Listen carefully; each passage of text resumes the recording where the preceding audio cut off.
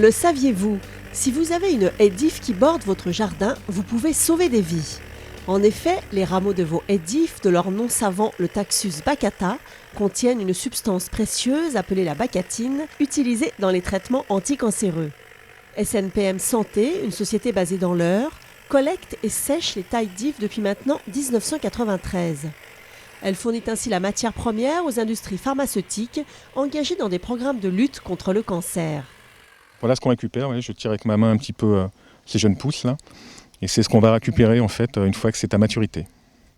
Comment ça marche?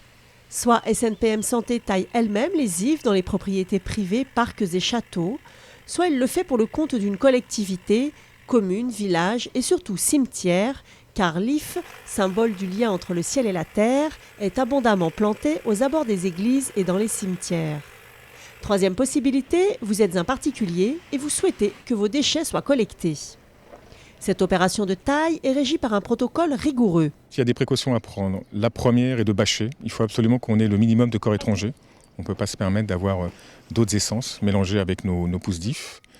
Et la seconde, c'est de travailler durant la période. Et puis le point qui est vraiment très très important, c'est que nous, on ne peut traiter les jeunes pousses que si elles ont été coupées que 24 voire 48 heures auparavant. Au-delà, la molécule n'est plus là. Dès que le processus de décomposition est entamé, la molécule disparaît. Donc pour qu'on intervienne vite, il faut nous prévenir vraiment en amont de façon à organiser au mieux les tournées de collecte. La période de taille commence en mai et se termine en octobre, période pendant laquelle l'actif contenu dans la jeune pousse est le plus concentré. Il faut qu'on ait du soleil et de l'eau pour que la pousse soit à maturité. Et ensuite, il faut éviter d'avoir des températures trop basses. On a le cas au mois de septembre. Si on a des gelées très tôt, il faut arrêter la collecte parce que l'actif disparaît très rapidement. La bacatine, cette substance présente dans les rameaux d'if, se situe dans l'extrémité de la pousse. Les ifs récoltés sont envoyés sous 48 heures maximum dans les ateliers de séchage. Les déchets sont alors broyés et la poudre est envoyée ensuite au laboratoire. À chaque fois, on est assujetti aux mêmes normes. C'est-à-dire que nous, on fournit une plante qui contient un actif, donc ça c'est le point principal, une perte à la dessiccation, donc c'est un pourcentage d'humidité, et une granulométrie. Donc la poudre n'est pas n'importe laquelle non plus. Donc toutes ces règles font qu'on sort un produit calibré, standardisé. C'est le professeur Potier qui est à l'origine de cette découverte en 1989. Aujourd'hui décédé, ce pharmacien et chimiste de formation a découvert notamment le docétaxel issu de l'if européen. Commercialisé sous le nom de Taxoter, il est devenu l'un des médicaments anticancéreux les plus utilisés dans le monde et la première source de revenus de brevets pour le CNRS. Le Taxoter, comme le Taxol, rentre aujourd'hui dans les chimiothérapies qui sont incontournables pour traiter notamment le cancer du sein, le cancer des poumons, le cancer des ovaires, le cancer de la prostate. Nous sommes à la clinique Léonard de Vinci à Tours. Dans ce service de chimiothérapie ambulatoire, cette molécule est présente dans de nombreux traitements. Cette molécule a un intérêt chimique puisqu'elle va bloquer la division cellulaire et elle va empêcher en cancérologie la multiplication des cellules cancéreuses. C'est une molécule qui est cytotoxique. Autre particularité de cette substance, elle est beaucoup plus supportable pour les malades.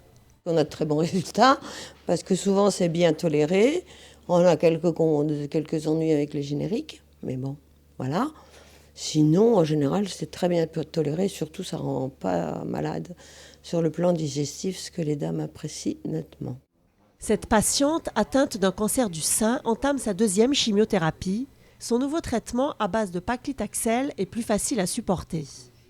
On appelle ça du Taxol, c'est un produit qui est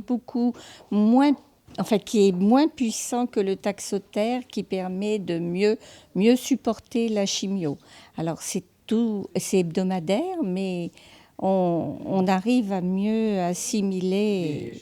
C'est beaucoup plus agréable pour nous. La moitié des traitements chimiothérapiques s'effectuent avec des médicaments à base d'if. Chaque année, des dizaines de milliers de patients atteints de cancer en ont besoin. Aujourd'hui, le nombre de cas de cancer en France augmente.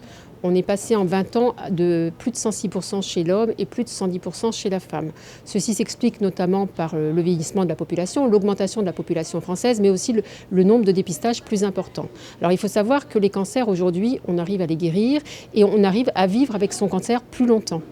Donc d'utiliser une molécule comme le Taxol et le Taxotere qui est incontournable parmi les traitements de chimiothérapie, bien évidemment c'est un bénéfice pour le patient et donc c'est un lien qui est à faire entre l'IF naturel et le traitement.